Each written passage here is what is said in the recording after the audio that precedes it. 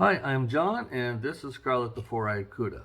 Last time we hooked up the Edelbrock AVS2 carburetor to the engine and the linkage and all the mechanical side. Now we're going to deal with the fuel side. So I put a AN6 fitting on the inlet of the carburetor, which you may have saw last time. That's just, you unscrew the stock one and you put that on and you're done. And then I've kind of mocked up this conglomeration of AN6 fittings in order to get that fuel there. I did it this way because I wasn't sure about all of the angles and distances and such that way. So this gave me a nice way of doing things. And because each one of these little joints can be, micro adjusted, little bits here and there in order to do it. Once I have this down and I'm happy with it, I may replace the majority of this with some hardline, but for now, this is what I'm going to go with. The plus and minuses is plus is almost infinitely adjustable. Minuses, every one of these joints is a potential leak point. So I prefer not to have the leaks, but at this point I need all the adjustments so I know what to build if I want to do it at a later date. So what I have is a nice sweeping 90, and then this one here is actually a 90-degree bulkhead because it's longer, and you can see there's multiple sets of threads, and that is supposed to be hooked up to the back side of your material and then the front side and lock that down and then still give you the AN6 on the other side. But this eliminated one fitting and made it the correct length, amazingly enough, to do what I wanted. Then I have another sweeping 90. Then I have a fuel port. There you can see the inside of it. And that's where my fuel pressure gauge will go for my Arduino. Then I have a mechanical fuel pressure gauge. This is just a little extension, AN6 to AN6. To make it so that the two are a little bit separated so they're not fighting for the same spot in space. And then off this side I've got a male to male and then a hard line to AN6 adapter, and that's already in the car. So let's go ahead and take a look at that, and I'll show you what I did for the hard line. Alright, so here's the hard line I built. Here's the adapter I told you about. It goes you from the AN6 to hardline. And then I put some 45s around the distributor cap. And then it goes around, down, and into my rubber hose coming out of the fuel filter. So how did I mock that up? So I took some other raw pieces, just cut some 6-inch sections, and then I marked a line, took my tubing bender, set that to 0, moved it to 45 down, and made the bend, and then drew another line. And then I did this using that line as a reference. I did the same thing, flipped around. And that gave me essentially this S shape. And then I did the same thing going across the other side. And then from there, I did another, but a 90 pointing down. So there's my 90 reference doing the same thing.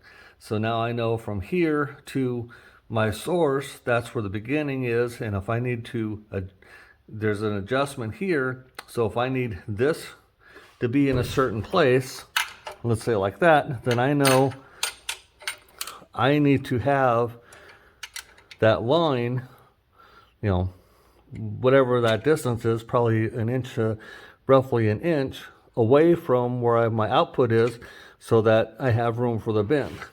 And there's an official rule book on tubing and bending and all that fun stuff. I saw some YouTube videos make reference to it. It looked like a whole lot of math because it accounts for tubing stretch, for the type of material, and the whole 9 yards. Then I figured, you know what, making some samples and laying them out will take care of all the math for me, and I'll make it a little bit long, and then I can just trim off the end piece. So that's that side of it. Let's let this focus a little bit.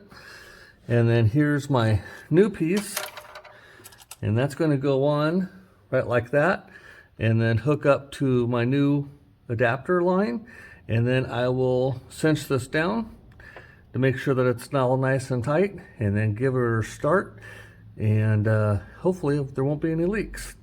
So I will hook all this up and tighten them down, and we'll go from there. These are all AN6, and I've mentioned that before. So I am using Speedway AN tools. Why? Because this tool set comes with 2 6s, 2 8s, 2 10s, and 2 12s. Because you're going to have to hold one and tighten the other, so you kind of need 2 of each. And what's kind of cool is these are offset. So it gives you that ability to, give it that torque on there to tighten it without having yourself trying to fight your own fingers in the way. Because no matter what, they are slightly offset, whether it's the right way or the opposite way.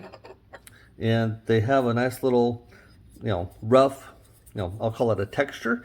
It's smooth, it's not going to get you or nothing, but just a little bit of a texture on it. So if your hands are getting sweaty or whatever, you're good to go. So let's hook that up. Let's get them all tightened down, and then I will come back. Okay, I'm not sure how well you're going to hear me, but this is how she sounds.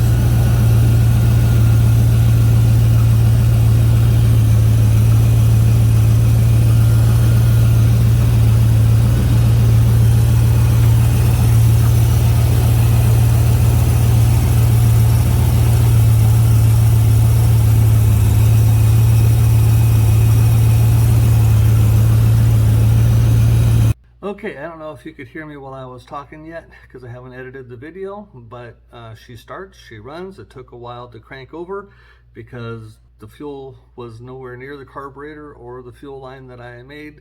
So I had to go up from the pump, up and in and around and fill the bowls and do its magic before it started. And naturally, it's idling too fast right now. It's idling about 1200 RPM. So I need to do your basic adjustments, and with the idle mixture screws and the idle speed screw and all that fun stuff. But the point of this video was to show the fuel line and what I did with the various adapters so that I could hook up that electronic fuel pressure gauge. And you can see from the mechanical that the mechanical gauge is running just under 5 psi, which this is a tad low, but it might be fine at idle.